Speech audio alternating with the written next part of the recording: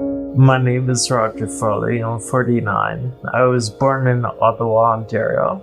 As a kid, I was always very sick and I was very uncoordinated and always tired. And back then they didn't really have a lot of testing of what I ended up being diagnosed with. So I just thought, I'm lazy, I can work through it. I grew up with my father, and he was a former World War II frontline veteran. He had a lot of perseverance, and I guess that rubbed off on me.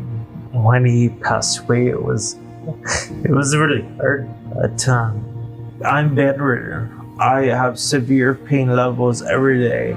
I have to take medications or I can't even function. Why are you in the hospital now instead of your home? Unfortunately, we live in a country where persons with disabilities aren't allowed to choose who's around them. You're worked at, you're not worked with. To give an example, I get a worker to help me get into the tub. So I'm washing myself in the tub and I'm ready for help to get help transferring out of the tub, and I call and I don't get an answer.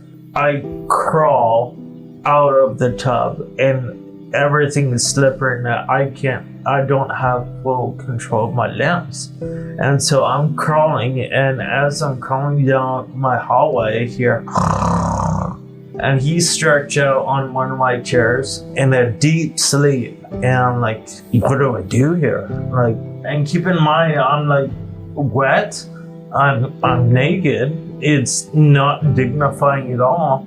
But I reported to the agency, and then he confessed, and the agency, they really didn't care. Have you been offered euthanasia? Yeah, multiple times. One time, he asked me, do you have any thoughts of self-harm? I'm honest with him and tell him, like, I do think about it in my life because of what I'm going through, being prevented from the resource that I need to live safely back at home.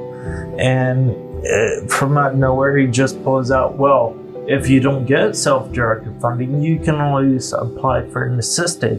You know what I mean? You feel so pillaged. What is the impact on you as a patient of having euthanasia suggested? With me, it's completely traumatized me. Now it's this overlying option where in my situation, when I say I'm suicidal, I'm met with, well, you know, the hospital has a program to help you with that if you want to end your life. That didn't exist before MAID was legalized, but now it's there. There is not going to be a second within the rest of my life that I'm not going to have flashbacks to it. The devaluing of me and all that I am. What would you say to people who say it's only religious people who are trying to prevent MAID in Canada?